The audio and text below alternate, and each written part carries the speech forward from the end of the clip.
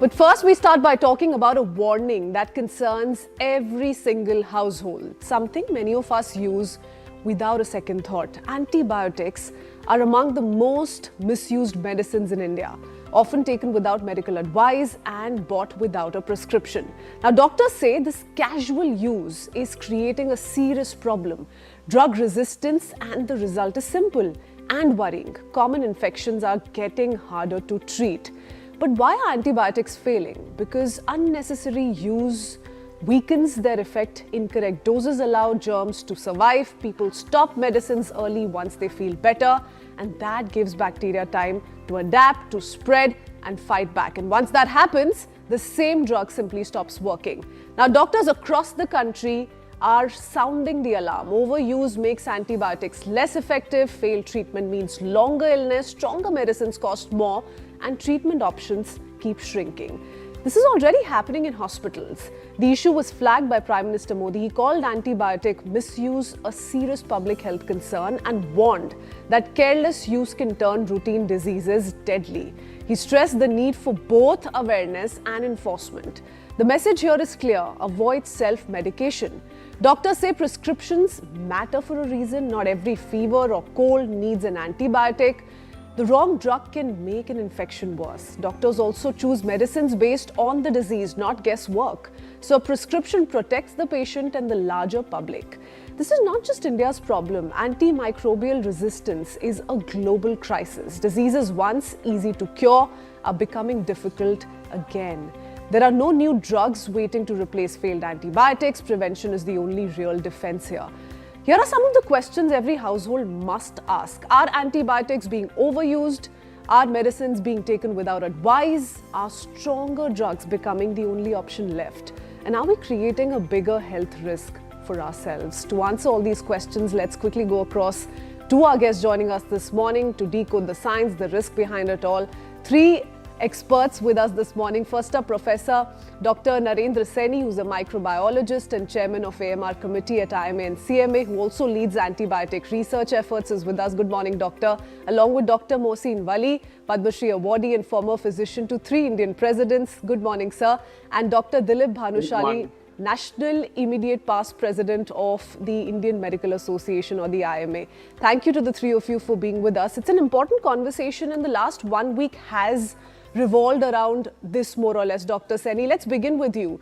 If we just speak of what's happening inside the labs, tell us what phenomena we're seeing. Why are these antibiotics not really working on not just the Indian population around the world, but sticking to the India-specific issue here?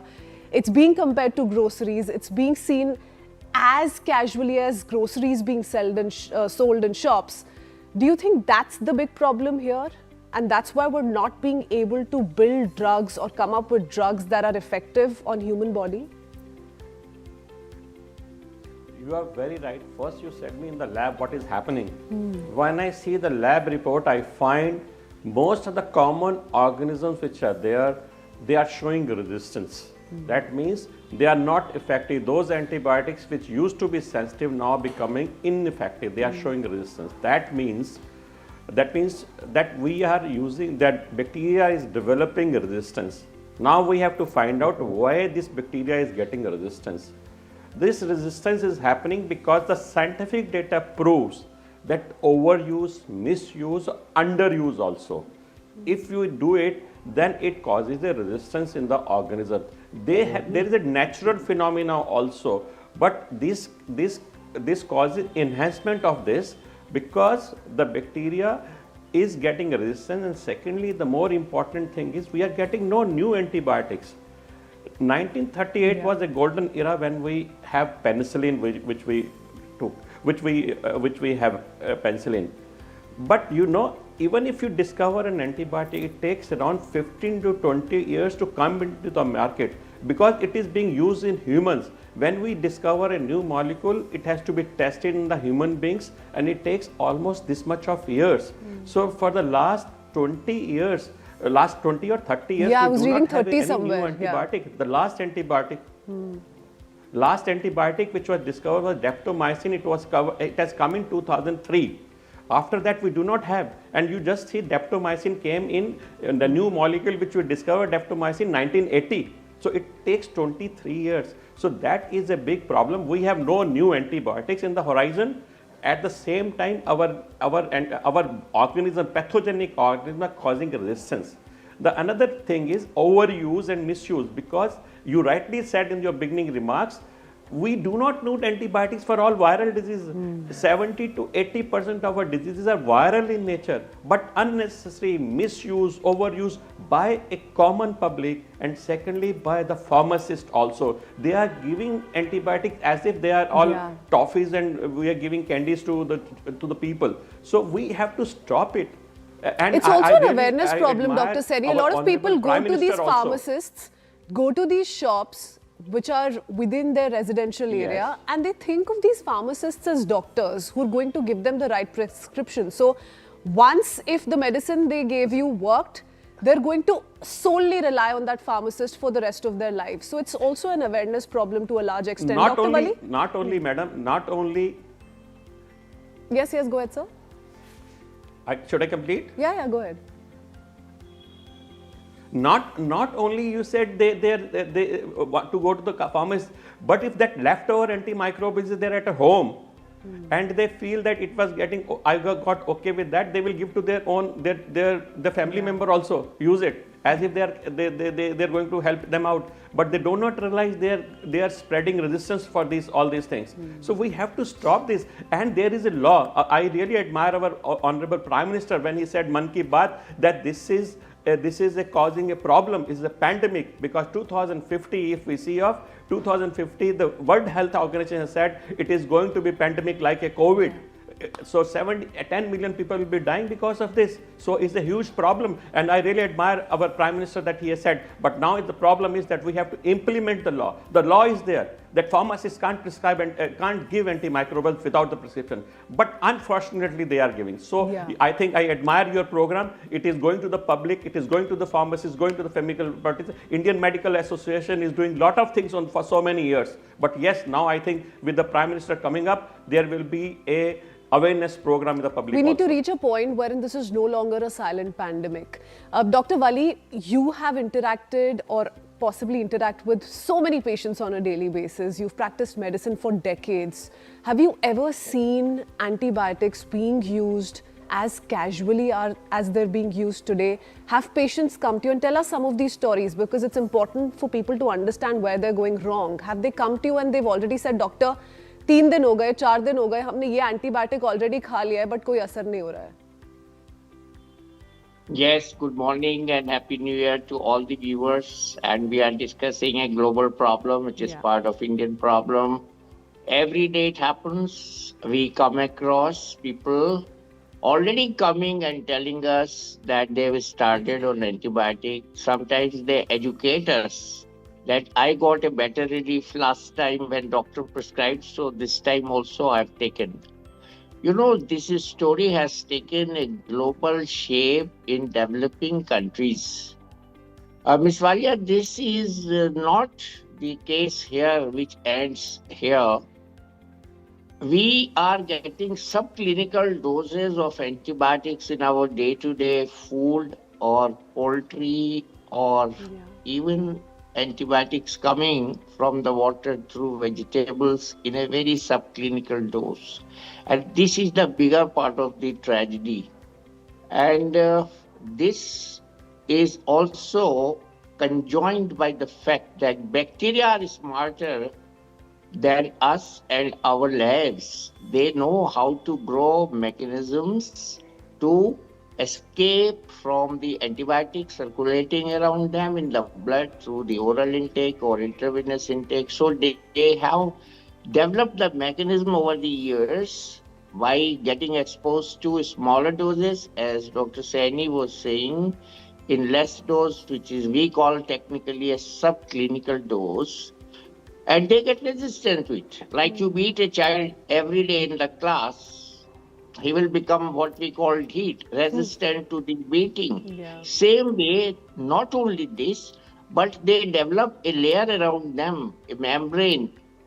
Entrance is blocked very cleverly, And not only this, the recent research shows that the entry gates on the cell wall, like my sound is entering through ear, if I plug my ear, try to listen from my mouth, I won't be hearing. Yeah. So they develop impermeability to the normally existing pathways on their cellular outer membrane, and they become smarter to block that. Not it ends here, not even ends here. They have mechanisms in which they are capable of throwing out these smaller doses of antibiotics which entered into their cell, they expunge it out. They send the antibiotic material outside the membrane. They have developed in their mitochondria such mechanisms, and they have also developed that they can inactivate the antibiotic. So bacteria are getting smarter with a larger speed. Then we and our labs are discovering antibiotics, which is a global tragedy because antibiotic development, as Saini said, is a long procedure, and we have to continuously research on that, like on anti-cancer drug. You're talking about the bacteria being really smart, outsmarting human wit. Dr. Wali, a lot of people don't understand the seriousness or where they're going wrong when they stop taking the antibiotic after, let's say, 2 doses. So an incomplete antibiotic dose is as dangerous. Tell us why. Most people, they do not buy the complete course.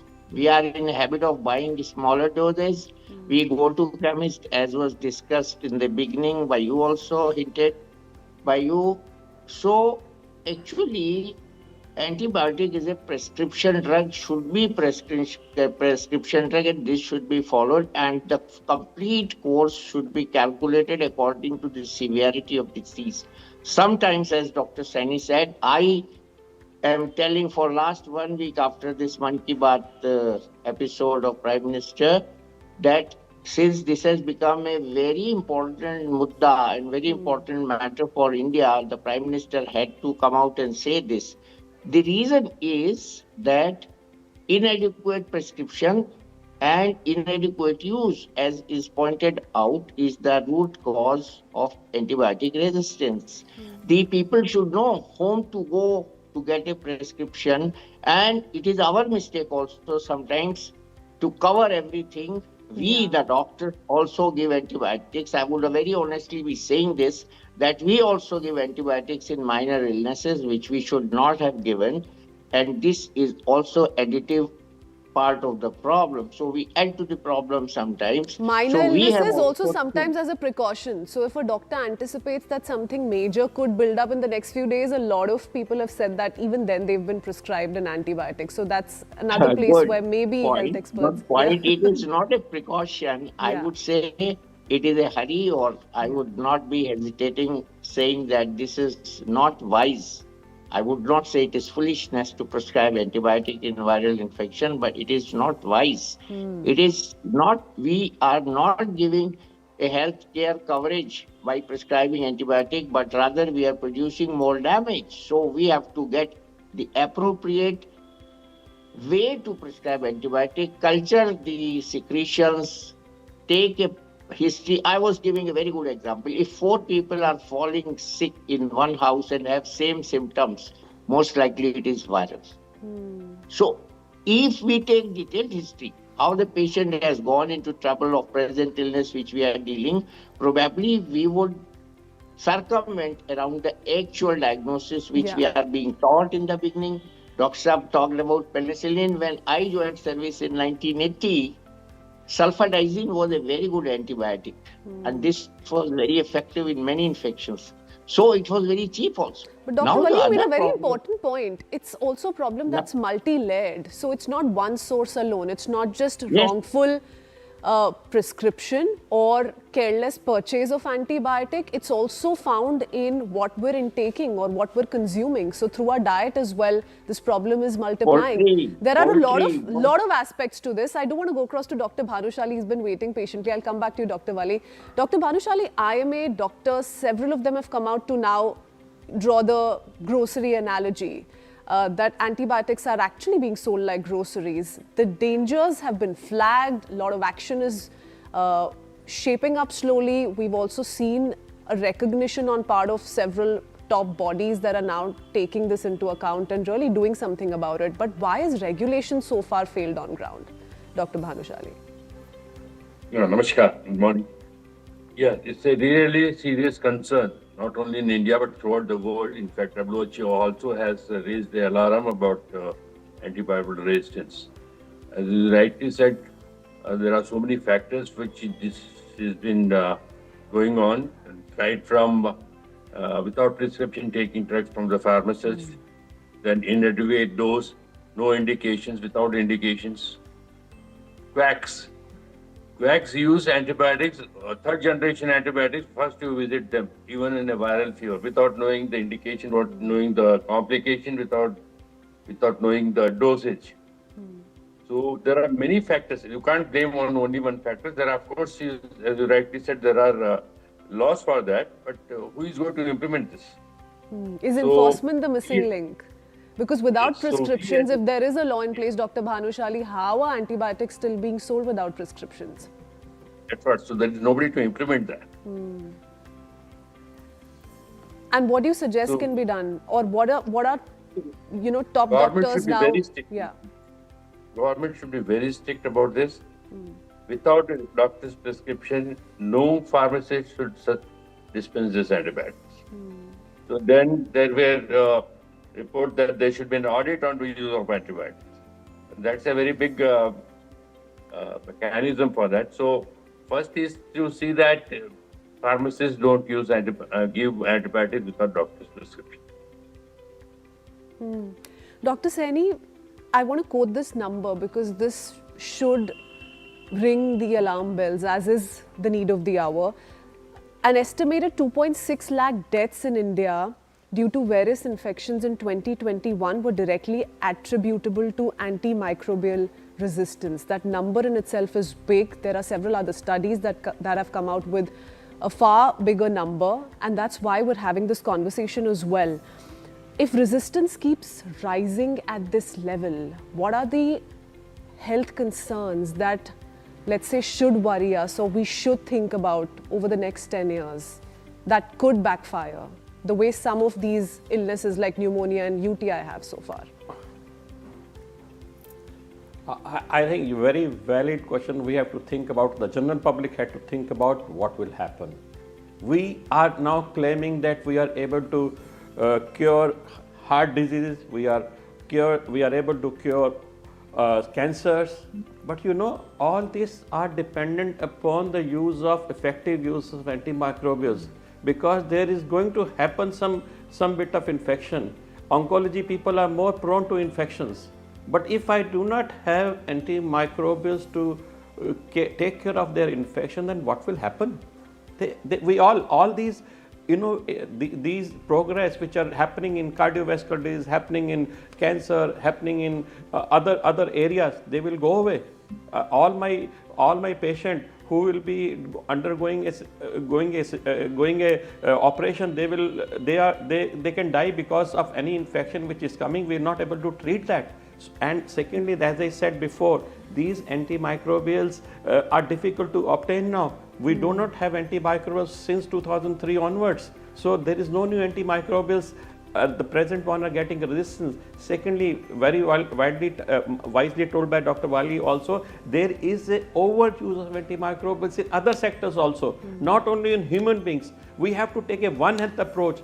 The animals, the misuse is happening. The same way it is happening in the plants also. I do not know why in agriculture also there is a misuse of antimicrobials. They are using it, and through that it is going into the groundwater. So just think of, if you take a study, there are many studies which has happened that the water which you are drinking having molecules of antimicrobial. So suboptimal doses are coming into our system as such, which is causing a resistance to all these organisms. So this is very important that we use. And thirdly, I want to say that even people do not have a mechanism. If I have in my house antimicrobials, where do I throw it? So what happens is, it has to be going through a system, that it should not be put into a waste bin, and then from the waste bin it goes to some place in the ground, and then from the ground, when the rain comes, it trickles down to the groundwater. So there has to be a system that this antimicrobials, which we are there at home, they are in the hospitals, and how they are discarded, that mechanism has to be evolved. So we have to take all these things to totality. Yeah. One health approach is very, very important, plus the discarding of antimicrobials. They cannot be thrown away like paracetamol and other things. Is there into a the health brain. advisory, They Dr. cannot be. Saini, on Otherwise this? it will be. Because a lot of people don't know that this is a must-do to begin with. Forget knowing how they should dispose that is antimicrobials. I am sorry, madam. There is no, unfortunately, there is nothing in that. There is nothing. No people knows about it. Yeah. And if you the health advisory is that should be given to the pharmacist. They should discard it properly, giving it to the biomedical waste people. But there is no advisory, and as such, the pharmacists do not know that they have to how to dispose it of. So all these things have to be taken into consideration. All these things are required consideration, that how to be disposed of these antimicrobials, and another one is infection control and vaccination program, because these things should not happen at all. I have to take care that my people should not get infected. So we have to effectively talk about vaccination. We are talking about vaccination in children, but nobody has talked about vaccination in adults. That is also very important. To at least we should not get infection at all. And for that, some vaccinations are there, but adult vaccination we do not talk about. No doubt we are talking about more about this vaccination about children, but we have to talk about vaccination. Then the infection control practices, hand washing techniques. We have to tell our people that you have to avoid infections. And Like you don't need a COVID-like just reminder think of for it. COVID. Yeah, you don't and need there a- was a study. Yeah. There was a study in COVID that erythromycin and tetracycline has been overused. And just see the result of, and in the COVID there was nothing, because the viral disease, there was no use, no recommendation of using tetracycline and erythromycin. It has been so much used. Now we find the organisms are resistant where it is required. And we have to realize one more thing, madam, ki through your, we have in our body, my body is having microorganisms which is called bacteria. They are good. So we have to realize in a system that we have good bacteria also. By overuse of this antimicrobial, we are killing our good bacteria. And these good bacteria are also helping me out in fighting the infections, because they do not allow the pathogenic bacteria to come inside. But when I am Dr. using Sari, an that's too antibiotic, many these are very must-dos for one normal episode. bacteria. we're going to have to make lengthy Yes. notes to register all of this, but we will keep reconnecting. Yes. We will keep talking So about this. we are having good This is a bacteria. discussion that needs more importance. But what's also interesting is, and a lot of Yes, doctors have ma'am. flagged amidst this whole confusion and how people are carelessly popping antibiotics, is it creates trust erosion between doctors and patients, because a doctor once prescribes you an antibiotic for a certain disease or a certain illness, the patient carelessly takes it the second time as well. When proven ineffective, they blame the doctor squarely. So those kind of stories also something that we've heard of. But thank you so much. That's all the time we have. Thank you, Dr. Bhanushali, Dr. Wali and Dr. Saini for joining us this morning. Hopefully, we'll once again touch upon this in days to come.